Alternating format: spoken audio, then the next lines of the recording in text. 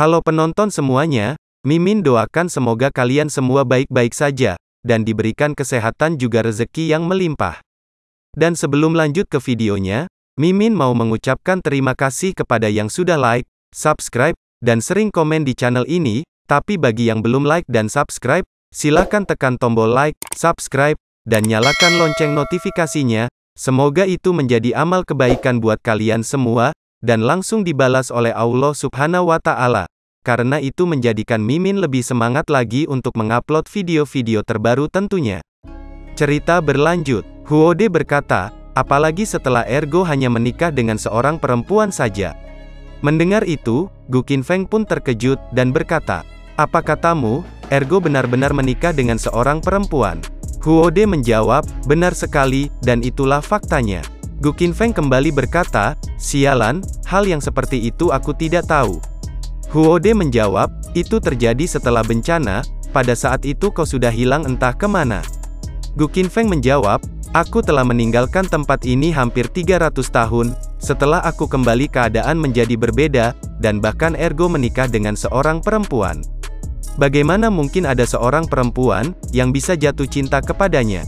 Huode kembali berkata, siapa yang tahu, bahkan aku saja tidak tahu. Apakah kau tahu, bahwa istri Ergo terlihat sangat bermartabat dan berbudi luhur? Dan aku mendengar bahwa dia masih seorang wanita muda, menjadi pendamping hidup Ergo itu benar-benar menggemakan pepatah lama, kalau sekuntum bunga tersangkut di kotoran sapi. Tentu saja, Gu Qinfeng semakin terkejut mendengarnya, dan berkata, dia masih muda, bermartabat, dan dia wanita yang baik, bagaimana mungkin seorang gadis seperti itu jatuh cinta pada Ergo? Mungkinkah perempuan itu buta, dan tidak bisa melihat? Huode menjawab, bajingan, buta dari mananya? Dia memang memiliki temperamen yang berapi-api, kau tidak bisa menyalahkannya. Gu Qinfeng bertanya, oh, jadi dia masih suka marah-marah, dia marah karena apa? Huode menjawab, aku hanya tahu membiarkan Ergo pergi ke timur, Ergo tidak berani pergi ke barat, jadi Ergo hanya berdiri, dan Ergo tidak berani duduk. Gu Qinfeng kembali bertanya, memangnya ada apa, temperamen Ergo tidaklah kecil. Huode menjawab, ada beberapa hal yang tidak bisa kau percayai, ini disebut satu hal turun satu hal. Biasanya kau melihat Ergo memiliki temperamen yang sangat kacau, tetapi ketika dia pulang dan melihat istrinya, temperamennya langsung stabil. Gu Qinfeng bertanya, bagaimana mereka bisa bertemu? Huode menjawab, sepertinya, Tuan Mei adalah orang yang mempertemukan mereka berdua. Mendengar itu, Gu Qinfeng pun menjadi paham, dan berkata, jika Tuan Mei adalah orang yang mempertemukan mereka berdua, maka tidak mengherankan, jika Tuan Mei mahir dalam ramalan. Dia pasti telah menghitung pernikahan Ergo secara menyeluruh, dan dengan sengaja menemukan seorang istri yang dapat menahan amarah Ergo. Huode menjawab, hampir 80% seperti itu. Gu Qinfeng kembali berkata, nah, tidak apa-apa, jika aku tidak tahu, karena sekarang aku sudah tahu. Sekarang, aku harus minum beberapa mangkuk anggur pernikahan Ergo. Kemudian, Gu Qinfeng pun pergi ke suatu tempat yang sepi, untuk menikmati anggur pernikahan Ergo, dan meminumnya sendiri. Gu Qinfeng berkata, malapetaka abadi terbentang, reinkarnasi 3 zaman. Karma dari kehidupan dulu dan kehidupan sekarang, siapa yang perlu melihat, siapa yang menentukan nasib? Akankah era penuh teka-teki dan misterius itu, benar-benar muncul kembali di masa kini dan masa lalu? Akankah kehidupan lampau dan kehidupan sekarang, bertemu seperti yin yang terbalik, dan harus berjuang untuk hidup dan mati, untuk kata aku? Kemudian, Gu Qinfeng menjentikkan jarinya, untuk mengeluarkan lukisan, yang diberikan oleh Yuni Sang beberapa waktu yang lalu. Gu Qinfeng berkata di dalam hatinya, Yuni Sang berkata bahwa, ada semua yang ingin aku ketahui di dalam lukisan ini. Aku telah melihatnya berkali-kali, tetapi aku tidak dapat melihat sesuatu yang aneh. Paling-paling, rasanya seperti deja vu. Lalu, Gu Qinfeng melihat ada sesuatu yang aneh di dalam lukisan itu, dan melanjutkan perkataannya. Bukit-bukit tandus dalam lukisan itu, berangsur-angsur menjadi kabur dan redup, dan semakin aku melihatnya, semakin kabur danau itu, dan semakin aku melihatnya, semakin menjadi ilusi. Dan Gu Qinfeng pun ditarik ke dalam dunia yang tak dikenalnya, lalu berkata, ini gawat, pikirannya seperti mengambang di kegelapan tak berujung, tidak ada waktu dalam kegelapan. Tidak ada ruang, tidak ada apa-apa. Sentuhan pinball mengapung seolah hilang, dan pikirannya menjadi semakin lamban dan kosong. Buat keputusan yang menentukan, dan hentikan pemikiran ini secara langsung. Pikirkan kembali dirimu sendiri. Dan akhirnya, Gu Qinfeng pun bisa keluar dari dunia yang aneh itu, dan melanjutkan perkataannya. Mengapa aku ditarik ke dunia yang aneh? Entah kenapa, aku tidak bisa mengetahuinya. Pecahan kekacauan, tiang kekacauan yang ditemukan di Gua Yunisang sebelum kegelapan tak berujung, mungkin merupakan pecahan kekacauan dari zaman misterius. Lalu berkata di dalam hatinya, aku ingin menggunakan indera spiritualku, untuk masuk ke fragmen ini dan melihatnya. Kemudian, Gu Qinfeng menggunakan kesadaran ilahi miliknya, untuk masuk ke dalam lukisan itu, guna mengetahui kebenarannya. Setelah berada di dalam sana, Gu Qinfeng pun terkejut, karena dia mendengar seseorang yang berkata, "Ternyata, malah kau lagi." Tentu saja, Gu Qinfeng pun terkejut mendengarnya, dan bertanya, "Siapa di sana? Siapa kau? Kenapa kau bertanya padaku? Memangnya siapa aku?" Suara itu menjawab, "Aku berasal dari sini, dan tinggal di sini." Gu Qinfeng berkata di dalam hatinya, apa dia berasal dari sini? Dia mengaku berasal dari sini. Mungkinkah dia berasal dari era misterius? Hal ini benar-benar aneh. Mari kita cari kesempatan untuk menjelajahinya. Lalu berkata, kalau begitu, aku juga sama sepertimu. Suara itu bertanya, oh, apa maksudnya? Gu Qinfeng menjawab, kau berasal dari sini, dan aku juga berasal dari sini. Jadi bisa dikatakan, kita berasal dari tempat yang sama. Suara itu kembali bertanya, apakah kau dari sini juga? Gu Qinfeng menjawab, tentu saja, aku berasal dari sini. Suara itu bertanya lagi, apakah kau tahu, di mana tempat ini? Mendengar itu, Gu Qinfeng pun langsung menyadari sesuatu, dan berkata di dalam hatinya. Sudah jelas, apa dia sekarang mencoba mengujiku? Gu Qinfeng bertanya, mengapa kau bertanya kepadaku? Suara itu menjawab, bukankah kau berasal dari tempat ini juga? Karena itu, bukannya mustahil kau masih belum tahu di mana tempat ini? Gu Qinfeng kembali berkata, tentu saja aku tahu, aku hanya tidak percaya kau tahu sebanyak yang aku ketahui. Dan suara itu terdengar kesal, setelah mendengar jawaban dari Gu Qinfeng. Gu Qinfeng berkata di dalam hatinya, hehe, tampaknya dia tidak tahu. Suara itu bertanya, ini tempat yang sangat tua, benar kan? Gu Qinfeng menjawab, tentu saja. Suara itu kembali bertanya, oh, apakah kau tahu berapa umurnya? Gu Qinfeng menjawab, sangat tua, sehingga banyak orang tidak pernah mendengarnya, tetapi tidak ada yang pernah melihatnya bukan? Suara itu bertanya lagi, yah, lalu tahukah kau, kenapa tidak ada matahari dan bulan di sini? Gu Qinfeng menjawab, tanpa adanya langit dan bumi, dari mana matahari dan bulan berasal? Suara itu kembali bertanya, siapa bilang tidak ada dunia di sini? Gu Qinfeng balik bertanya, bagaimana bisa dunia yang kehilangan asal-usulnya dan tidak lengkap, dapat dihitung sebagai dunia? Suara itu menjawab, ternyata, kau memang mengetahuinya. Gu Qinfeng pun tersenyum sinis mendengarnya, dan berkata, bukannya aku sudah memberitahumu sebelumnya, bahwa aku berasal dari sini?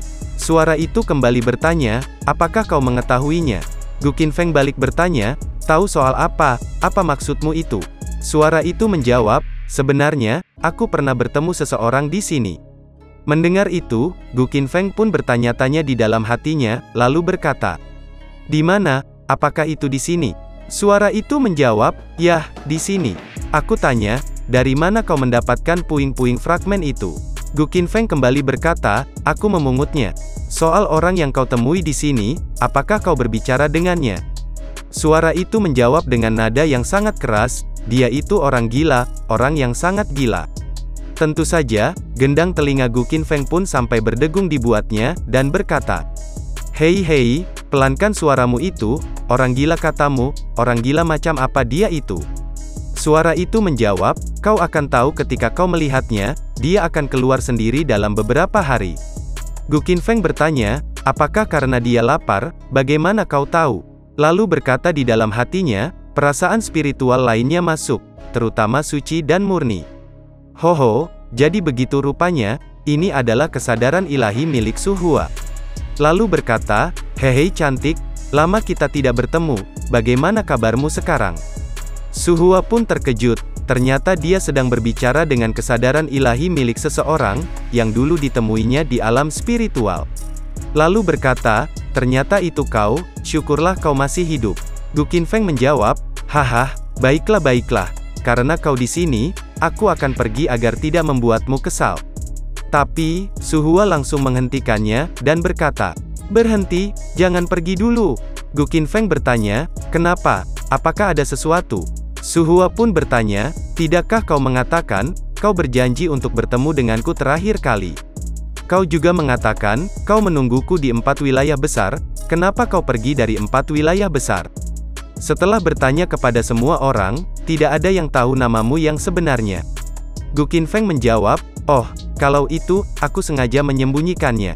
Tentu saja, Su Hua pun marah mendengarnya, dan berkata, dasar kau pria tercela, tunggu saja kau.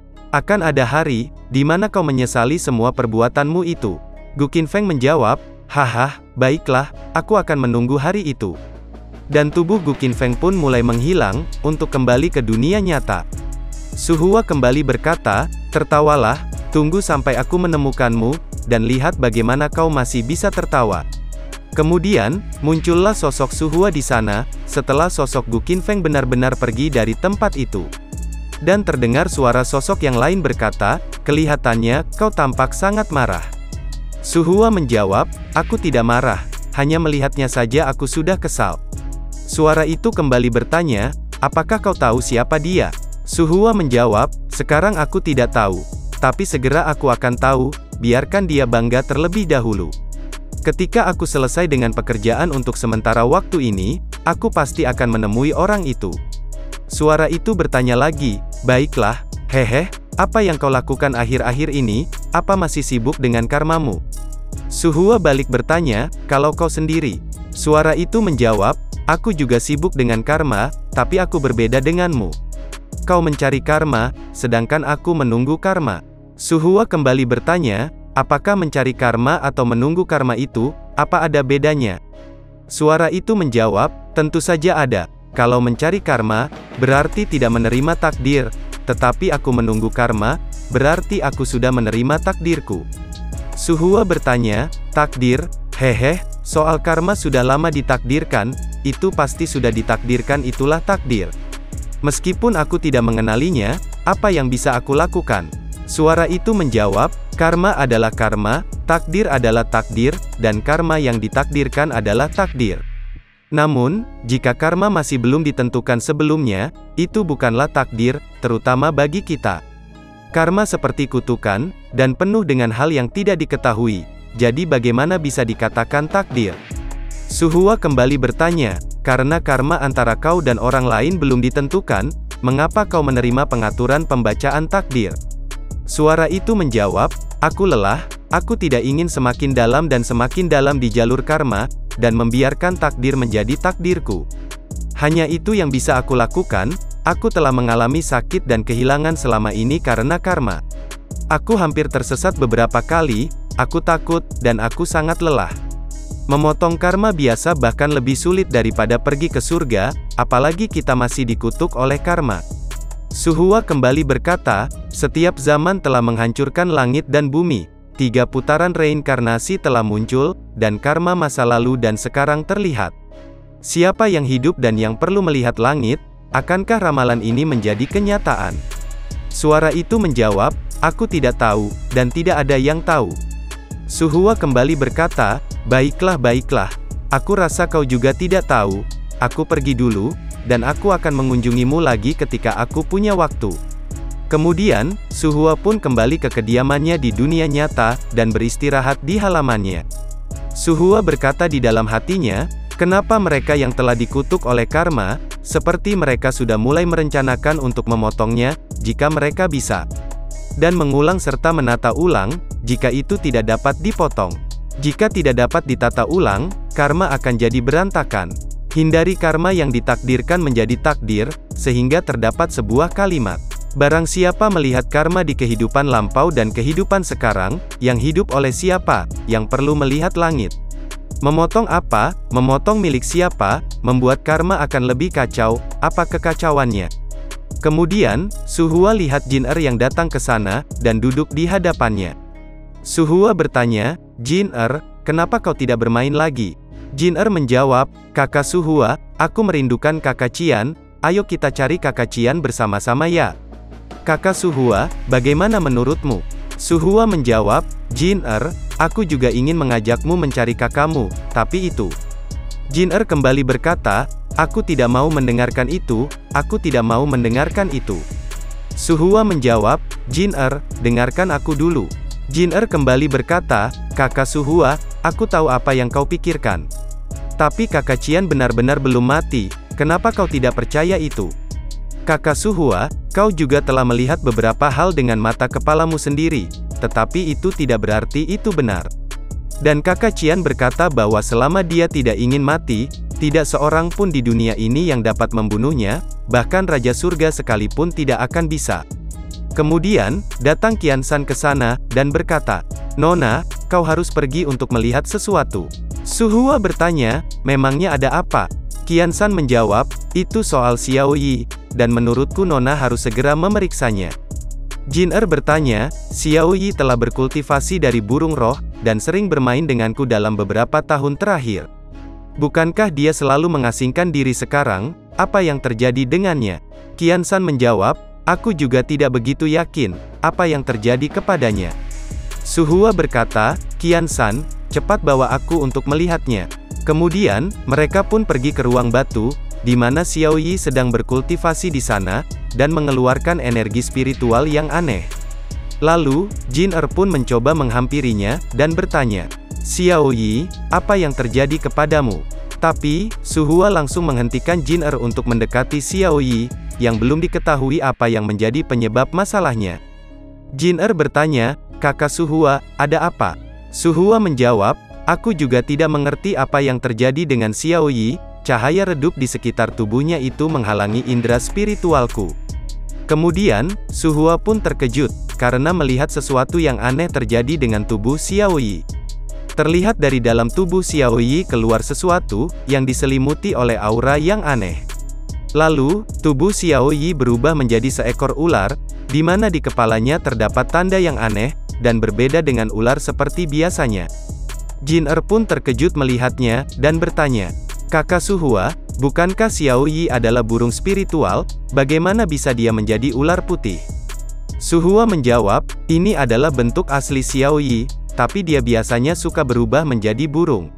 Saat itu, aku mendapatkan fragmen dari era misterius yang tidak lengkap, dan menjelajahinya untuk waktu yang lama. Sebuah relik ditemukan, dan Xiao Yi ditemukan di relik itu. Aku tidak tahu, mengapa Xiao Yi berada di reruntuhan yang tidak lengkap di era misterius, aku sudah bertanya padanya. Dia menjawab, dia tidak tahu apa-apa, bahkan usia dirinya sendiri. Kemudian, letupan pun terjadi dengan tubuh Xiao Yi, dan akhirnya Xiao Yi pun bisa kembali ke wujud manusia. Kemudian, Jin-er bertanya, Xiao Yi, apakah kau baik-baik saja? Tapi, Xiao Yi merasa kesal mendengar pertanyaan dari Jin-er, dan berkata, Jin-er, sudah berapa kali aku menyuruhmu memanggilku kakak, kenapa kau tidak mendengarku? Tapi Jin-er malah mengabaikannya, dan langsung memeriksa tubuh Xiao Yi, lalu berkata, Xiao Yi, apakah kau baik-baik saja? Xiao Yi menjawab, Hei nak, kenapa kau mengangkat tubuhku seperti ini, cepat turunkan aku. Lalu, Jin-er pun menurunkan tubuh Xiao Yi, karena dia terlihat sangat kesal, dan berkata, Xiao Yi, aku hanya ingin memelukmu. Kemudian, Suhua bertanya, Xiao Yi, apa yang baru saja terjadi? Xiao Yi menjawab, tadi itu, aku juga tidak tahu. Aku sedang berkultivasi, dan tiba-tiba entah bagaimana, aku tiba-tiba merasa terjadi perubahan. Suhua kembali bertanya, perubahan katamu, perubahan apa maksudmu itu? Xiao Yi menjawab, perubahan itu aneh, terasa seperti mimpi. Aku merasa, aku seperti memiliki saudara laki-laki. Tentu saja, Suhua pun merasa terpukul mendengarnya, dan bertanya, apa maksudmu, kau memiliki saudara laki-laki? Xiao Yi menjawab, aku sepertinya memiliki saudara laki-laki, dia sepertinya baru saja bangun. Suhua kembali bertanya, apakah kau tahu, di mana sekarang saudaramu berada? Xiao Yi menjawab, aku bisa merasakannya meski sangat samar, tapi itu pasti saudaraku. Setelah dia pulih, sepertinya dia seharusnya berada di sekitar wilayah barat laut. Kemudian, Jin berkata, di sekitar wilayah barat laut katamu, itu bagus. Xiao Yi, apakah saudaramu ada di sana? Kakak lelakiku juga seharusnya berada di sana. Kau pergi mencari saudaramu, dan aku pergi mencari kakakku, jadi mari kita pergi bersama. Xiao Yi bertanya, kakakmu, apakah yang bernama Gu Qinfeng itu? Jin bukankah kakakmu itu sudah mati? Tentu saja, Jin pun menjadi kesal mendengarnya, dan berkata, aku sudah bilang, kakakku itu belum mati. Xiao Yi kembali berkata, aku selalu mengira saudara laki-lakiku sudah mati, tetapi baru saja aku mengetahui, bahwa dia masih hidup, dan baru saja terbangun. Jin menjawab, meskipun dia masih merasa kesal. Dia berkata, ya, itu bagus kan? Kakakmu masih bisa hidup setelah mati, berarti kakakku juga bisa melakukannya. Xiao Yi kembali berkata, aku tidak tahu, apa yang dituangkan pria bermarga Gu itu kepadamu. Bagaimana kau menjadi begitu terobsesi dengannya, sungguh gadis yang malang. Jin menjawab, jika kau berani berbicara buruk tentang kakakku lagi, aku tidak akan pernah mau berbicara denganmu lagi. Xiao Yi kembali berkata, bagus, jika kau tidak mengatakannya, jangan katakan kakakmu masih hidup bukan? Tidak hanya dia hidup, tetapi dia juga hidup dengan baik. Kakak laki-lakimu tidak terkalahkan, kakak laki-lakimu adalah orang yang paling kuat di dunia, bahkan dewa tidak bisa membunuhnya. Jin menjawab, apa maksudmu? Itu sudah menjadi fakta yang nyata. Xiao Yi kembali berkata, Master Su Hua, jika aku tidak salah ingat, kau sepertinya harus pergi ke wilayah barat laut bukan? Sepertinya, kau harus pergi ke istana Yao Yue, bagaimanapun kau akan pergi ke wilayah barat laut. Saat waktunya tiba, Master Su Hua akan membantuku menemukan kakakku. Jin pun menyela pembicaraan, dan berkata, Kakak Su Hua, karena kau sudah merencanakan untuk pergi ke wilayah barat laut, kenapa kau tidak memberitahuku?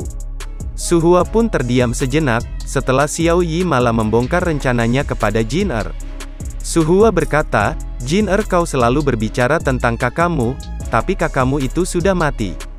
Dan aku benar-benar tidak tega, untuk menghancurkan mimpimu, itu sebabnya aku tidak berani memberitahumu. Dan Jin pun hanya tertunduk lesu, mendengar penjelasan dari Su Hua itu. Sementara itu, Gu Qinfeng kembali menggunakan kesadaran ilahinya, dan berkata di dalam hatinya.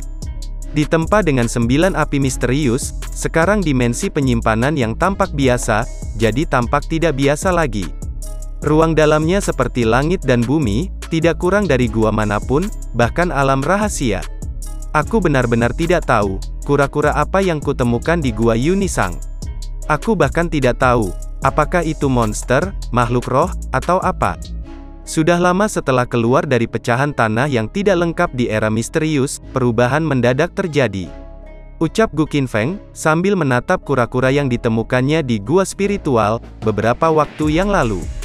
Kemudian, Gu Qinfeng terkejut, karena merasakan aura yang mencekam di sana, dan kembali berkata, perasaan membunuh ini, mau tidak mau mengingatkanku pada monster-monster yang kuat itu. Lalu, ledakan yang besar pun terjadi di sana, setelah sebelumnya mengeluarkan aura membunuh yang sangat kuat.